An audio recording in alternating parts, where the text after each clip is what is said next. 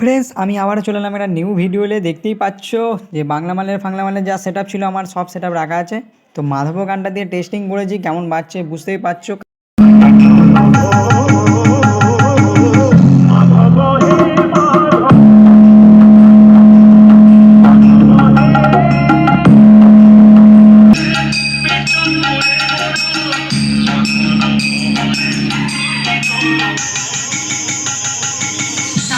mobile জগতে